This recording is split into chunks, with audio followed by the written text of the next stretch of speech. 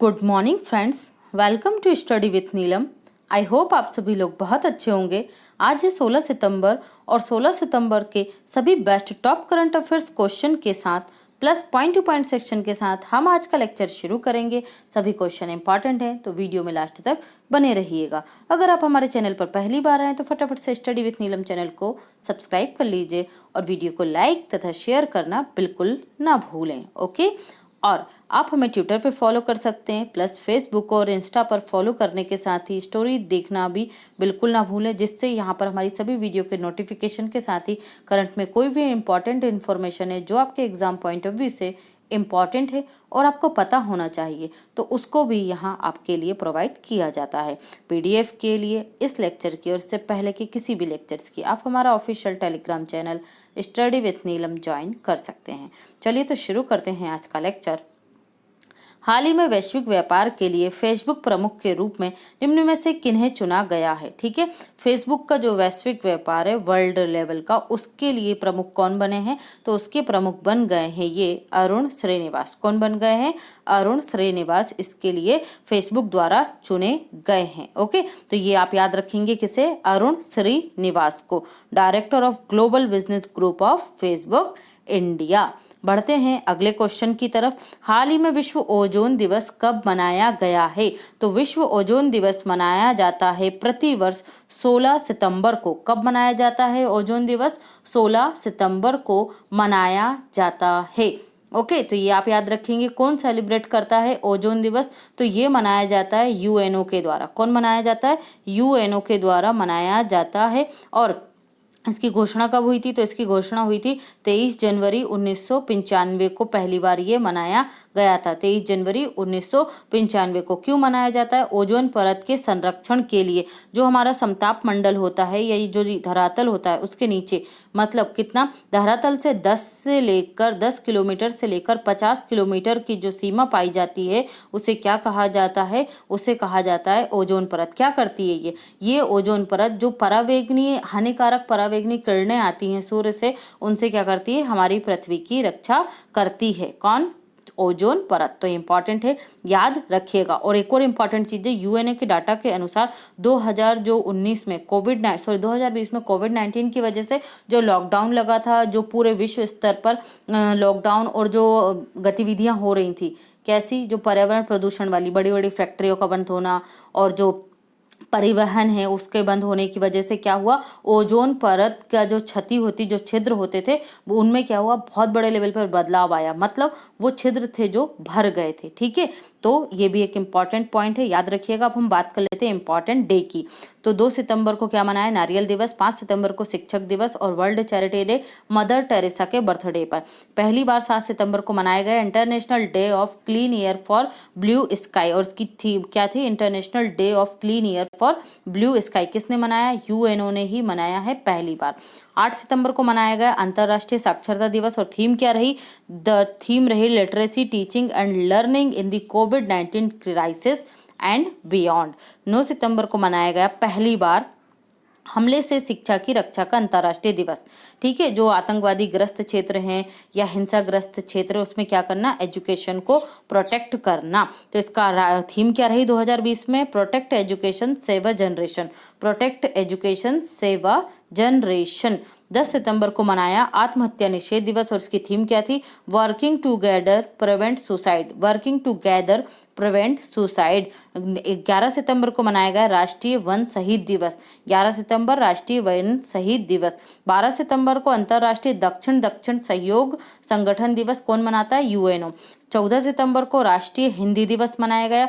15 सितंबर को अंतर्राष्ट्रीय लोकतंत्र दिवस इंटरनेशनल डेमोक्रेसी डे मनाया गया। और इसकी थीम इसलिए खाली रखी क्योंकि मैंने इसकी थीम आप लोगों को कल बताई थी और आप लोगों को अब क्या करना है? इसकी थीम बताना है। ओके, तो ये थीम आप कमेंट सेक्शन में जिसको भी पता है वो जरूर आंसर करिएगा। 15 सितंबर को ही क्या मनाया गया, राष्ट्रीय इंजीनियरिंग डे, किसकी वो याद में, किसकी जयंती पर, तो सर मोक्षगुंडम विश्वेश्वरैया के जन्मदिवस के रूप में। इन्हें क्या कहा जाता है, इन्हें कहा जाता है father of modern Mysore, father of modern Mysore. ये बहुत बड़े क्या थे, इंजीनियर्स थे, और इन्हें 1955 में क्या दिया गया था, भारत रत्न दिया गया था, तो ये याद रखेंगे। और 16 सितंबर को क्या मनाते हैं, विश्व ओजोन परत संरक्षण दिवस या ओजोन दिवस मनाते हैं। और इसकी थीम क्या रही 2020 में, ozone for life, ozone for life, तो ये भी आप याद रखेंगे। नेक्स्ट देखते हैं, हाल ही में निम्न में से किसे सर्वश्रेष्ठ पटकथा पुरस्कार से सम्मानित किया गया है। मतलब पटकथा मतलब स्क्रीन प्लेयर, ठीक है, स्क्रीन प्ले क्या कहा जाता है, इसे स्क्रीन प्ले कहा जाता है इंग्लिश में। किसे चुना गया है, तो ये चुना गया है चेतन तमहाने को, चेतन तमहाने को। अभी हाल ही में क्या हुआ था, वेनिस फिल्म फेस्टिवल का आयोजन हुआ था, और उस वेनिस फिल्म फेस्टिवल में बेस्ट स्क्रीन प्लेयर अवार्ड किसे मिला है, तो ये मिला है चेतन तमहाने को। किसके लिए, तो ये इनकी जो मूवी थी द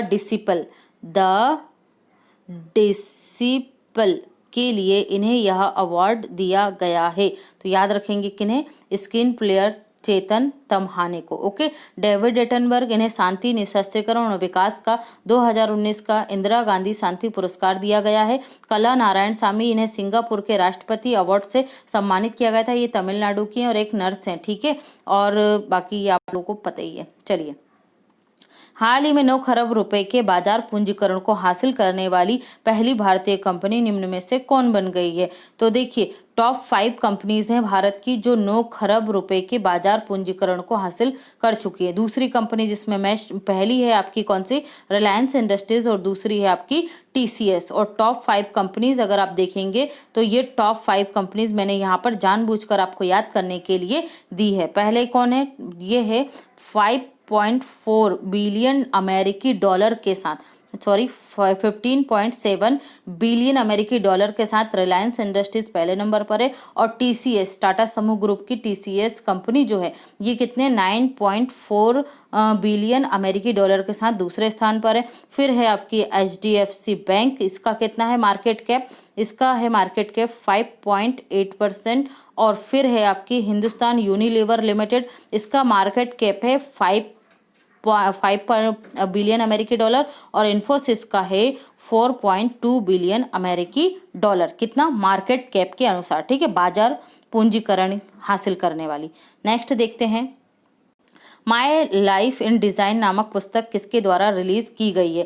ठीक है, देखिए इसको बताया गया है कि ये बुक आएगी, कब आएगी, 2021 में इस बुक को लॉन्च किया जाएगा। किसकी बुक है ये, तो ये गौरी खान है, शाहरुख खान की जो वाइफ है, ये एक इंटीरियर डिज़ाइनर है। ओके, और इन्हीं की ये बुक है माय लाइफ इन डिज़ाइन। तो ये आप याद रखेंगे किसकी है, गौरी खान की। रामचंद्र गुहा की पुस्तक का नाम क्या था, द कॉमनवेल्थ ऑफ क्रिकेट, ठीक है। और करण जौहर की बुक का नाम क्या था, the big thoughts of little things, ठीक है। और आर भानुमति की पुस्तक का नाम क्या था, तो इनकी बुक का नाम था जस्टिस, जजेस and the administration of justice, ठीक है। तो ये भी आप याद रखेंगे। नेक्स्ट देखते हैं, निम्न में से किन्हें हाल ही में राज्यसभा के उपसभापति के रूप में चुने गए हैं। ठीक है, तो ये दोबारा चुने गए हैं, कौन, हरिवंश नारायण सिंह। कौन है, हरिवंश नारायण सिंह, ये जनता दल के सांसद हैं। किसके हैं, JDU के क्या है, सांसद हैं। और इन्हें दोबारा चुना गया, पहली बार ये बने थे 8 अगस्त 2014 में, क्या, राज्यसभा के उपसभापति। ओके, तो आप इन्हें याद रखेंगे और ये दूसरी बार चुने गए हैं। तो देखिए अदर ऑप्शन देख लेते हैं, राज्यसभा के सभापति कौन है, तो ये है M वेंकैया नायडू, जो उपराष्ट्रपति होता है वो राज्यसभा का सभापति भी होता है। ओके, ओम बिरला ये लोकसभा के क्या हैं, सभापति हैं, ठीक है। और गगन अरोड़ा, इन्हें क्या मिला था, इन्हें CEO ऑफ द ईयर का अवार्ड मिला था। तो इन्हें सारे पॉइंटों को आप यहाँ से याद रखेंगे। बढ़ते हैं अगले पॉइंट की तरफ। हाल ही में विश्व बैंक में कार्यकारी निदेशक के रूप में निम्न में से किन्हें नियुक्त किया गया है, तो विश्व बैंक के कार्यकारी निदेशक बन गए हैं राजेश खुल्लर। कौन बने हैं, राजेश खुल्लर को बनाया गया है विश्व बैंक का कार्यकारी निदेशक। ये अभी क्या है, ये अभी हरियाणा के जो मुख्यमंत्री मनोहर लाल खट्टर उनके प्रधान सचिव हैं, कौन, राजेश खुल्लर। और अब इन्हें बनाया जाएगा कार्यकारी निदेशक, किसका, वर्ल्ड बैंक का। तो वर्ल्ड बैंक की बात कर लेते हैं हम। वर्ल्ड बैंक की स्थापना कब हुई, तो इसकी स्थापना हुई थी 1944 2004 में। हेडक्वार्टर आपको मिलेगा वॉशिंगटन डीसी अमेरिका में। वॉशिंगटन डीसी अमेरिका में इसका हेडक्वार्टर मिलेगा। वर्तमान में इसके प्रेसिडेंट कौन है वर्ल्ड बैंक के? तो ये हैं डेविड मलपास। David Malpass. और विश्व बैंक में कार्यकारी निदेशक कौन बनेंगे? तो राजेश खुल्हर बनेंगे। कौन बनेंगे? राजेश खुल्हर बनेंगे। नेक्स्ट देखते हैं, निम्न में से किसे एशियन डेवलपमेंट बैंक के कार्यकारी निदेशक के रूप में नियुक्त किया गया है? तो ये बनेंगे एशियन डेवलपमेंट के समीर कुमार खरे। कौन बनेंगे? समीर कुमार खरे बनेंगे। किसमें? एशियन डेवलपमेंट बैंक के कार्यकारी निदेशक। अभी जो समीर कुमार खरे हैं ये वित्त विभाग के अंतर्गत जो आर्थिक मामलों का विभाग में क्या है? ये अतिरिक्त सचिव हैं। आर्थिक मामलों के विभाग के अतिरिक्त सचिव हैं। कौन? समीर कुमार खरे। तो एडीबी की बात कर लेते हैं हम, एशियन डेवलपमेंट बैंक की। इसकी स्थापना कब हुई थी? 1967 में स्थापना हुई है। हेडक्वार्टर आपको मिलेगा मनीला फिलीपींस में। कहाँ? मनीला फिलीपींस में इसका हेडक्वार्टर मिलेगा। ओके, और इसके जो आपके प्रमुख हैं वो कौन है? अध्यक्ष कौन है एशियन डेवलपमेंट के? तो ये है मात्सुतोगे अस्कावा। मात्सुतोगे अस्कावा। तो इन्हें भी आप याद रखेंगे। ओके, चलिए बढ़ते हैं अगले क्वेश्चन की तरफ। उससे पहले यहाँ पर देख लीजिए, जो एशियन डेवलपमेंट के उपाध्यक्ष बने ये कौन बने? अशोक लवासा बने हैं। कौन बने उपाध्यक्ष? अशोक लवासा, इसी के एशियन डेवलपमेंट बैंक के। ये भी भारतीय पहले चुनाव आयुक्त थे। योशिहिदो, ये क्या है? जापान के पीएम बने हैं नए। ठीक है, और जेन फ्रेजर ये सिटी ग्रुप की पहली महिला सीईओ बनी हैं। बढ़ते हैं अगले क्वेश्चन की तरफ। हाल ही में रिचर्ड सी हॉलब्रुक विशिष्ट उपलब्धि पुरस्कार या डिटॉन लिटरेरी प्रीस 2020 की विजेता निम्न में से कौन बन गए हैं? तो यहाँ पर राइट आंसर होगा इसका मार्गरेट एटवुड। ये हैं मार्गरेट एटवुड, और ये बन गई हैं किसकी विजेता? डिटॉन लिटरेरी प्राइज की विजेता। ओके, इन्हें आपको अच्छे से याद रखना है। किसे? मार्गरेट एटवुड को। इनकी जो पुस्तक है कौन सी? द हैंडमेड टेल्स, इसके लिए ये पुरस्कार दिया गया। कौन सा पुरस्कार है? द हैंडमेड टेल के लिए इन्हें यह पुरस्कार दिया गया है। ओके, याद रखिएगा। चलिए बढ़ते हैं अगले पॉइंट की तरफ। हाल ही में भारत को यूएनओ के किस निकाय का सदस्य चुना गया है? तो ये चुना गया है जो महिलाओं के उन्नति के लिए काम करने वाली संस्था है। कौन? इकोसॉस। इकोसॉस का मतलब होता है economic and social council. Economic and social counselling का भारत को 4 वर्षों के लिए 2021 से 2025 तक क्या चुना गया है? सदस्य चुना गया है। भारत के साथ इस पद की सदस्यता की दौड़ में कौन कौन शामिल था? चीन और अफगानिस्तान शामिल था, जिसके बाद किसको मिला है ये पद? भारत को प्राप्त हुआ है। ओके, तो इसे आप याद रखेंगे। इसकी स्थापना कब हुई थी?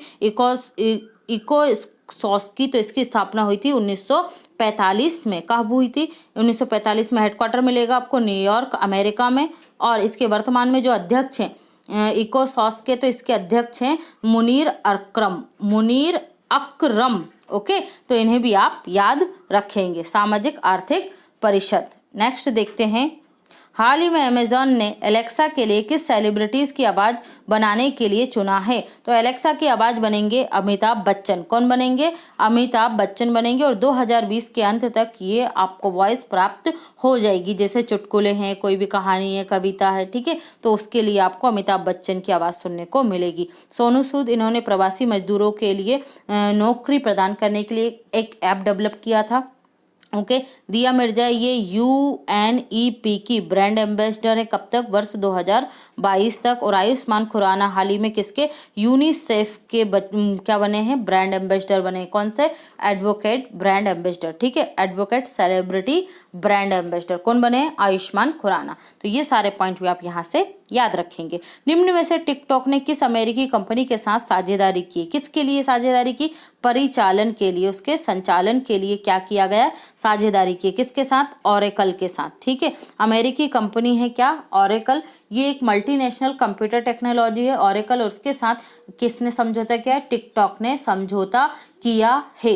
किसके लिए? तकनीकी स्तर पर परिचालन के लिए। ओरेकल का आपको हेडक्वार्टर जो है वो मिलेगा यूएसए के कैलिफोर्निया में। कहाँ पर? कैलिफोर्निया में इसका हेडक्वार्टर मिलेगा। ओके, और टिकटॉक की हम बात कर लेते हैं। अभी हमने कुछ समय पहले ही पढ़ा था जो टिकटॉक के सीईओ थे। कौन? Kevin mayor.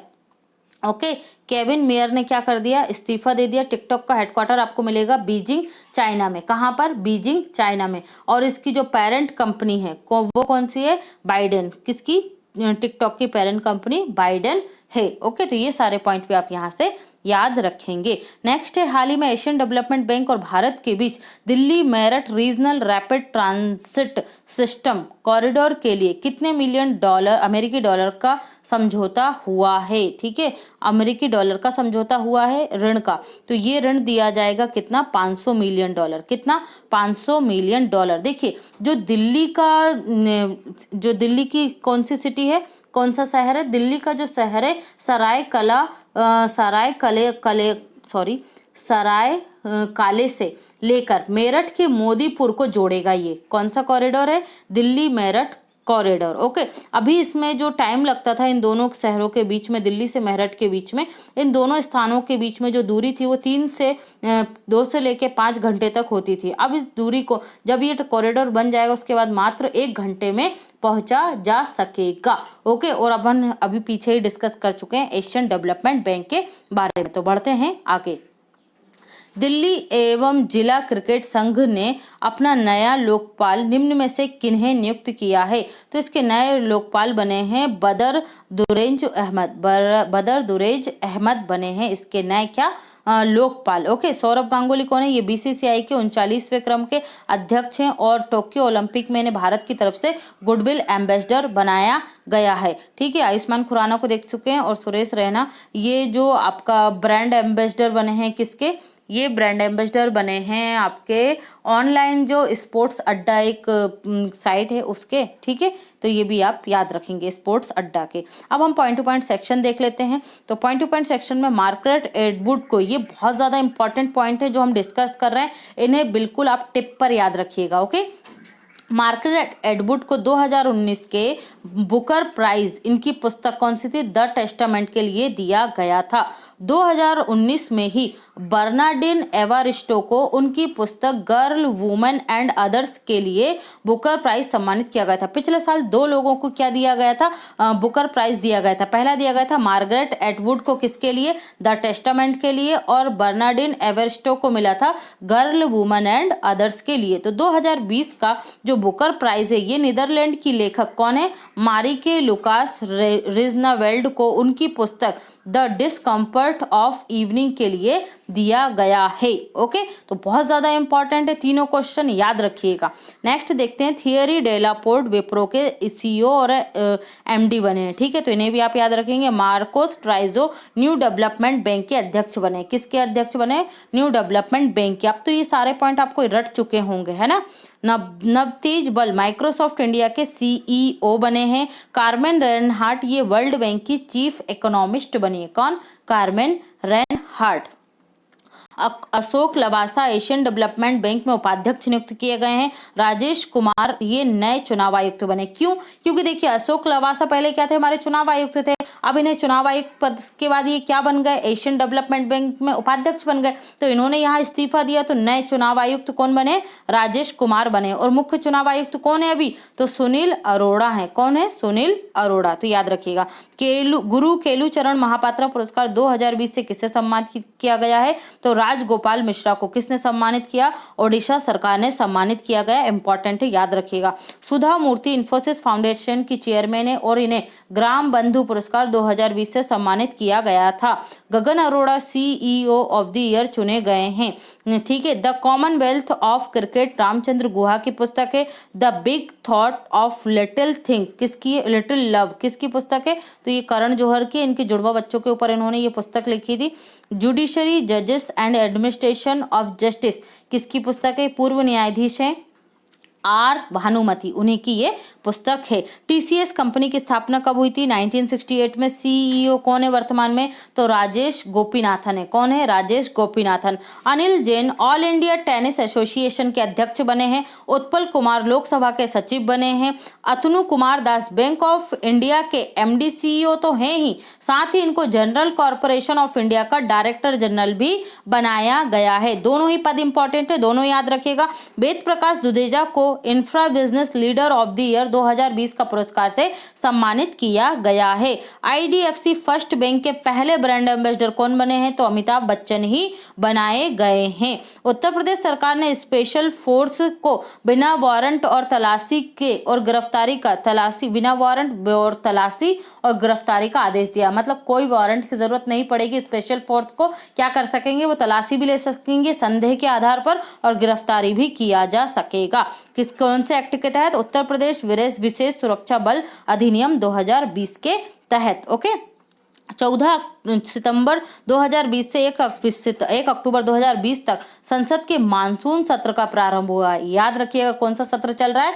मानसून सत्र। इसमें कुल 23 विधेयक, ये विधायकों का हो गया, ये विधेयक, ठीक है, मतलब बिल लेकर आएंगे, विधेयक लेकर आएंगे। और इसमें से 11 क्या होंगे? अध्यादेश होंगे। क्या होंगे? 11 अध्यादेश होंगे। ये अध्यादेश मैं आपको बताऊंगी क्या होता है जब संसद का सत्र नहीं चल रहा होता है और जिन पर क्या होती है, बहुत ज्यादा मतलब उम्मीद होती है कि वो अटक जाएंगे। उस कंडीशन में क्या करती है राष्ट्रपति? अपने जो इसका अधिकार आर्टिकल 123 के तहत क्या करता है कि अध्यादेश पारित करता है। ओके, तो ये याद रखिएगा। दोनों सदनों में प्रश्नकाल नहीं होगा जो भी संसद का सत्र चल रहा है।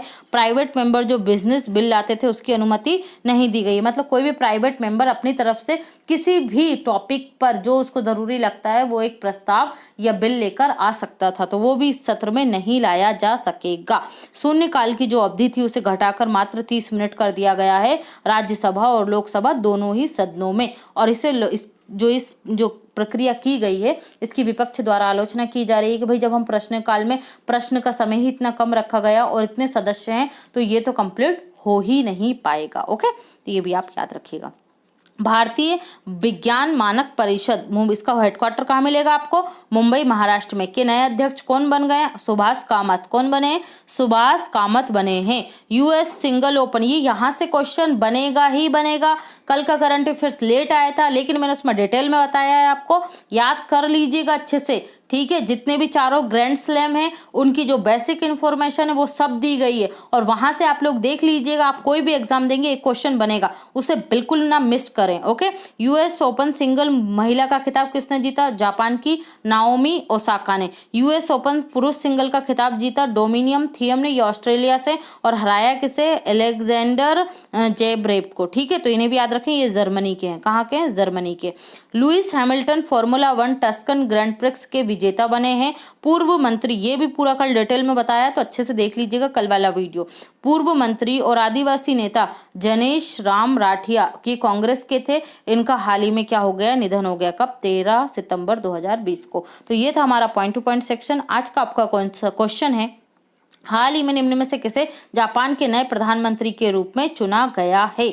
ओके, कल का वीडियो लेट डला था तो कल के भी आंसर नहीं आए, तो जो भी स्टूडेंट उसके आंसर देंगे उनका नाम और आज के स्टूडेंट्स का जो नाम रहेगा ये दोनों 17 सितंबर के वीडियो में आपको बताए जाएंगे। ओके, तो ये था आज का वीडियो। आई होप आपको पसंद आया होगा और पसंद आया है तो प्लीज़ फ्रेंड वीडियो को लाइक कीजिए, शेयर कीजिए और अगर आप पहली बार आए तो चैनल को सब्सक्राइब ज़रूर कर लीजिएगा। Thanks for watching, have a great day and take care.